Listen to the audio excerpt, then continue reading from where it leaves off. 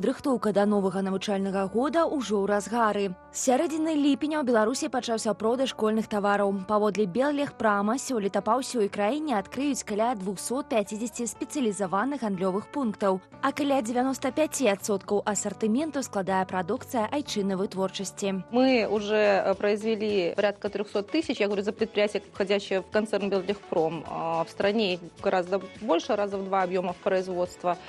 И уже практически 100% это продукция в торговле. Сёлета беларускім школьнікам прапануюць адзенне ў дзелавым стылі. Для малодшых класаў камплект айчыннай формы каштуе ад 330 рублёў. Каб сабраць старшакласніка, давядзецца заплаціць да 1300 рублёў. Шматдзетным сем'ям і сем'ям, якія выхоўваюць дзяцей з інваліднасцю, прапануюць зніжкі. Для астатніх жа пакупнікоў прадугледжаныя крэдыты і растэрміноўкі. Ужо з 13 жніўня пачнуць дзеяць абноўленыя дзяржаўныя стандарты на школьнае адзенне. Сам стандарт існаваў раней, але цяпер яго дапрацавалі. Кампаніі, якія пацвердзяць адпаведнасць патрабаванням, трапіць у спецыяльны рэестр на партале «Якасць Бел». Паводле дзяржстандарту гэта дапаможа бацькам і школам лягчэй выбіраць форму.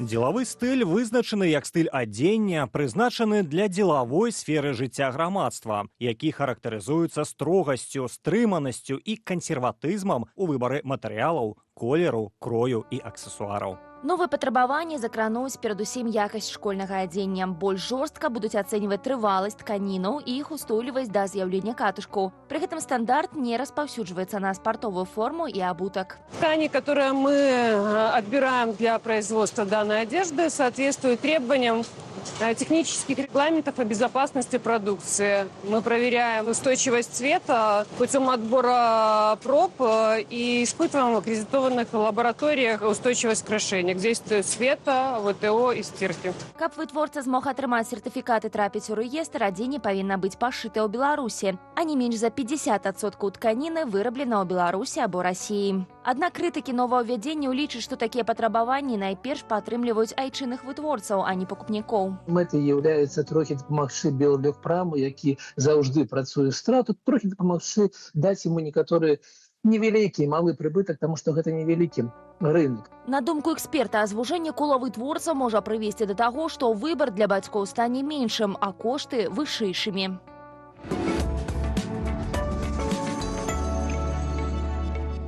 Ці патрэбна наогул школьная форма? Давайте гэта вось усё абмяркуем у каментарах пад трансляцыяй. Пішыце, даражэнькі. Ну, а вось колькі каштуе сабраць шкаляра, абмяркуем ужо зараз з эканамістам, палітолагам, кіраўніком праекту «Кошт ураду» Владзімірам Кавалкіным. Владзімір, вітаем. Дзень добры. Вітаем.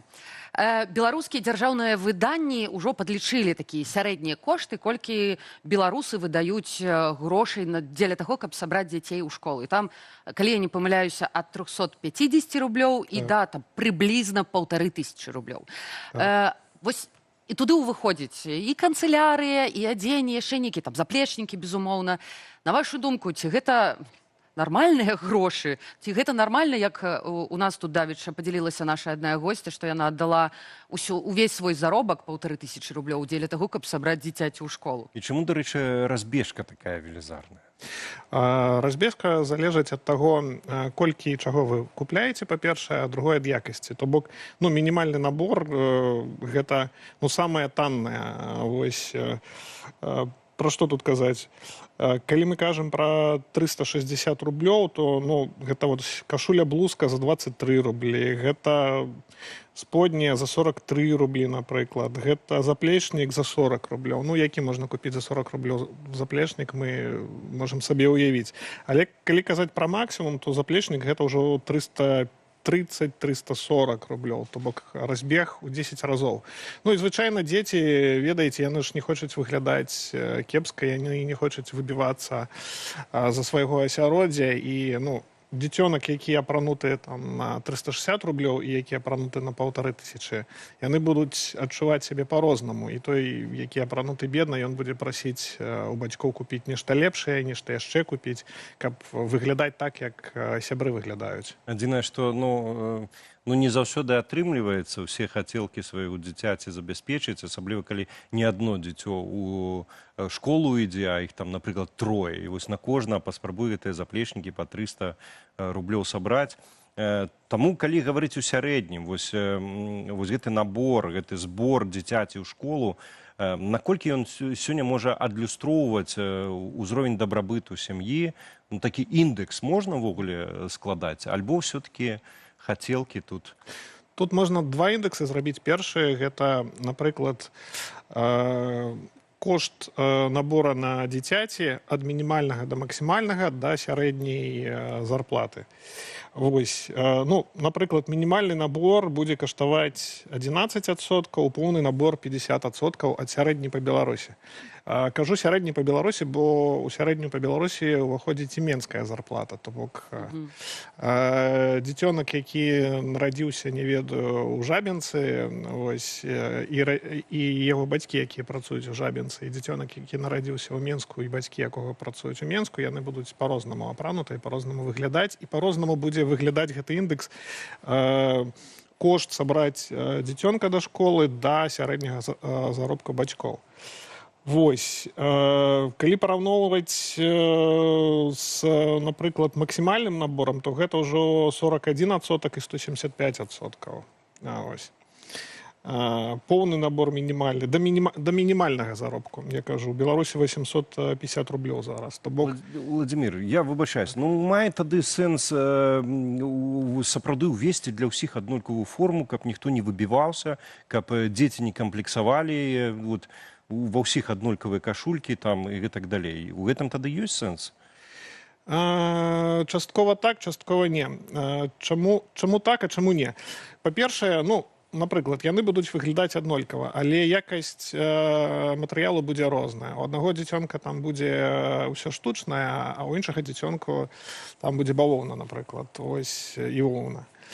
І гэта будзе таксама розніца. І цалкам, калі казаць пра форму, то, ведаеце, гэта такі перажытак 19 стагоддзя, калі школы, яны былі раздзеленыя на жаночую і на мужчынскую, то бок дзяўчынак апраналі як гувернантак, калі вы пабачыце, а мальчыкаў быццам бы апраналі як афіцэраў.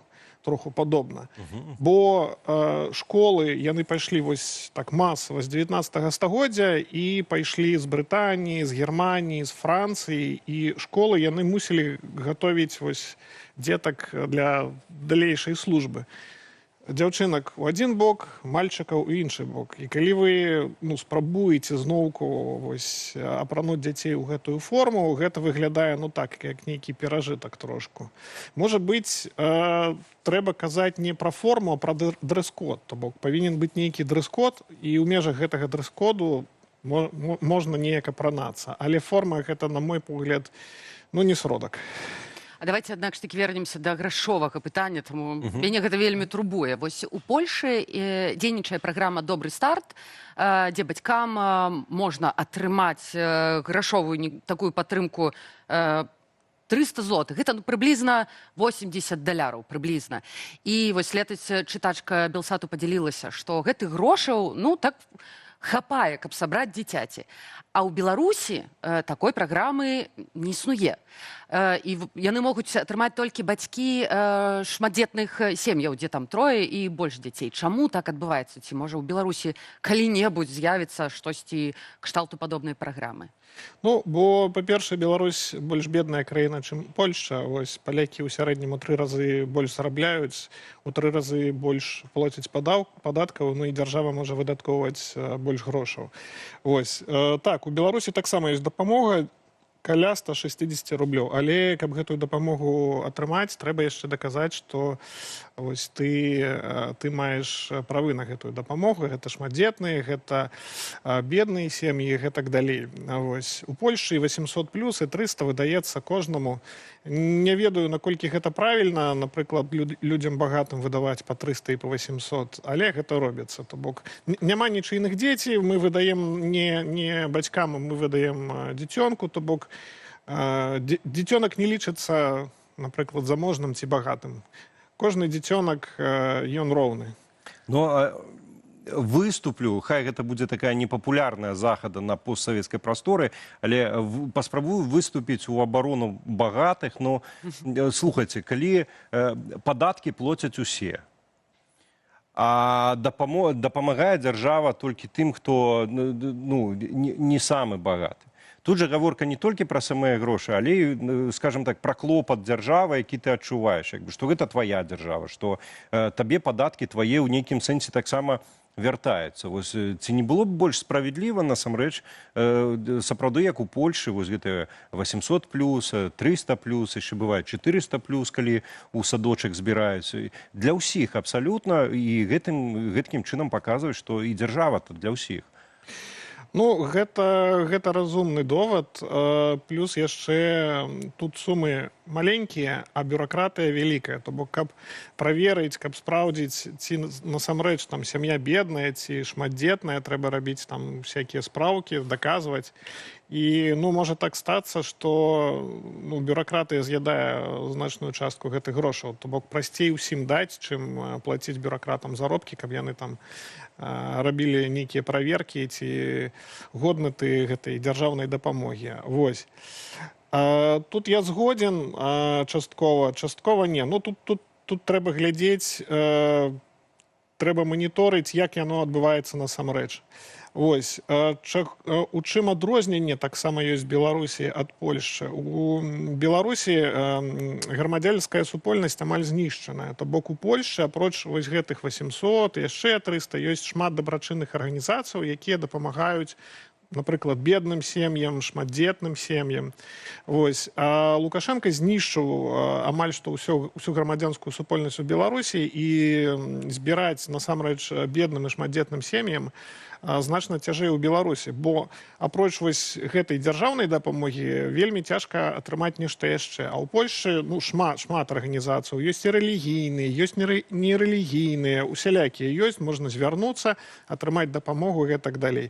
Нават калі там бацькі згубілі працу, не ведаюць, на што жыць і так далей. У Польшчы апроч дзяржавы яшчэ і грамадзянская супольнасць працуе. У Беларусі гэта не працуе. Ну і праз гэта таксама Польша можа яна выдаваць усім гэтыя грошы. То бок яны выдалі па 300 і па 800 усім, а калі яшчэ камусьці не хапае, яны могуць звярнуцца. У Беларусі, па-першае, дакажы, што ты годны гэтай дапамогі, а па-другое, нават калі ты даказаў, ты амаль што не можаш нічога атрымаць яшчэ. І нічога, мне падаецца, не можаш і выбраць. Да тэмы выбару хачу звярнуцца да вас на ваше меркаванне. Вось чыноўнікі ў Беларусі вельмі моцна рэкламуюць, папулярызуюць, купляць у Белпошце, там, Наш Маркет, яшчэ нейкія сервісы. Але ўсё ж такі, мы ведаем, беларусы збольшага, аднак скупляюць са складоў Валберс, з якімі все мы ведаем, што цяпер адбываецца. Ці гэта нейкім чынам вось гэтай сітуацыі з Валберсам уплывае на беларусаў? Ці ёсць у беларусаў нейкі выбар, дзе ж усё ж такі купіць для дзіцяці алоўкі, ці, не ведаю, кашулю ў школу? Ну, з пункту гледжання дзяржавы, нават тая сітуацыя, якая адбываецца з Валберс, вось у Расіі, яна нават на руку беларускай дзяржаве. Чаму? Таму што лагістыка сапсаваная з Кітая, і селеры нават мусяць закупаць нешта беларускае, бо іншага няма. Вось, праз гэта тыя грошы, якія выдатковая дзяржава праз бюджэт, яны потым звяртаюцца. Яны вяртаюцца праз НДС, яны вяртаюцца праз заробкі на беларускіх заводах. То бок, гэта такі кругазварот грошаў. Дзяржава выдала на дзіцёнка, а потым забрала налогамі яшчэ вялікую частку і яшчэ зрабіла там некалькі працоўных месцаў для саміх беларусаў. Вось, гэта калі казаць пра Вайлберс. Калі казаць без вось гэтага кантэкста праблем з лагістыкай у Расіі, праз знішчэнне гэтых складоў, то гэта хутчэй працуе ў мінус. Чаму? Таму што кітайскія вырабы, яны танныя, яны не вельмі якасныя і небяспечныя. І гэта, перш за ўсё, б'е па ўразлівых, па бедных сем'ях. То бок, заможная сям'я, яна можа сябе дазволіць купіць нешта якаснае. А вось бедная сям'я, яна будзе купляць самае таннае, там, кітайскае, якое не адпавядае стандартам, праз той самы Вайлберс. То бок, тут такая сітуацыя, яна вельмі дынамічная. Як кажуць, не было бы шчасця, ды і няшчасце дапамагло. Яшчэ адзін момант ёсць. Ввогуле, калі гаварыць пра школу, то яе можна параўнаць з такой чорнай дзірой фінансавай, таму што тых жа дзяцей у школу сабраць, это крэдыт трэба ўзяць, потым у цябе пастаянна нейкія паборы, ну, там, на шпалеры, там, на парты, на новы кампутар дырэктару, там, і гэтак далей. Прычым вось гэтыя паборы, яны ж калі пачынаюцца скандалы ў медыях, то ўсе адмазваюцца, што гэта добраахвотна. Хаця мы разумеем, што не зусім добраахвотна. І вот што ў гэтай сітуацыі можна рабіць і што ввогуле можа стацца, калі бацькі скажуць добраахвотна, масава скажуць, і мы не будзем плаціць. Вот школа тады выцягне самастойна новыя парты, новы кампутар дырэктару, шпалеры, гэтак далей, крэйду нават да дошак, ці як? Ну, па-першае, не выцягне, а па-другое, не змогуць сарганізавацца так бацькі, бо будзе ціск. Пачнуць ціснуць праз дзяцей на бацькоў, нехта здасца першы і пасыпецца ўсё гэтае. Ну, гэта паказвае практыка заўсёды. Вось, каго найбольш будуць напружваць? Тых бацькоў, якія з'яўляюцца, напрыклад, кіраўнікамі нейкіх прадпрыемстваў ці бізнесаў. Вось, дайце нам шэфскую помощь, дапамогу, гэтак далей. Вось, тыя, хто звычайныя працаўнікі, з тых будуць вось, паборы на шпалеры, вось, паборы на фарбы і гэтак далей. Там ужо меней будзе. Вось, ну, ужо адпрацаваная сістэма, тут мала што зробіш. Я так разумею, што гэта нічога не змяніць. Усё так і будзе існаваць далей. Ці ўсё ж такі ёсць нейкі шанец, што школы пойдуць, ну, на самаакупаймасць, не ведаю, як гэта нават называецца, таму, ну, каб школы самі на сабе зараблялі, нейкія колкі рабілі, каб усё ж такі школа была і надалей існавала бескаштоўна, а не толькі з дапамогай нейкіх багатых бацькоў на гэтай шпалеры і гэтак далей. Што рабіць канкрэтнай школе? Гэта платныя факультэты, што гэта? Здаваць у арэнду памяшканні? Салю спартовую. Што рабіць? Ну, калі пачнуць зарабляць, яны ж пачнуць зарабляць на сваіх вучнях. То бок пачнецца такое, што факультэты, якія нікому не цікавы, яны будуць бясплатныя, задарма, а тыя, якія цікавыя, не ведаю, там праграмаванне, дызайн, іншаземныя мовы, яны адразу пачнуць каштаваць грошы. То бок гэта будзе, ну, зноўку схаваныя вось паборы. Гэта 100%. Што рабіць? Ну, выдаткоўваць больш грошаў з бюджэта краіны. Іншага шляху няма. Ёсць нейкія падлікі, колькі трэба грошай, каб беларуская адукацыя была не вузітай жабрачкай, а нармальнай адукацыяй? Ну, трэба падвышаць як на меней адсоткаў на 20. Вось, выдаткоўваць грошай, тады нешта будзе. Тады, ну, напрыклад, не будзе патрэбна збіраць на шпалеры і на фарбы. То бок на фарбы і на шпалеры будуць грошы. Вось. І трэба трымаць вось гэты адсотак плюс 20 так стала і доўга. Нездарма ж, калі браць вот статыстыку всесветную, самыя багатыя краіны — это, звычайна, адначасовыя тыя, хто і ў культуру ўкладвае найбольш, і таксама ў адукацыю. Навука, адукацыя і здароўе. Медыцына, так. Абсалютна. Дзякуй вялікі за размову. Дзякуй, што знайшлі час, завіталі да нас. Ну, а мы спадарства нагадваем, з намі быў эканаміст, палітолог, кіраўнік праекту «Кошт ураду» Уладзімір Кавалкін.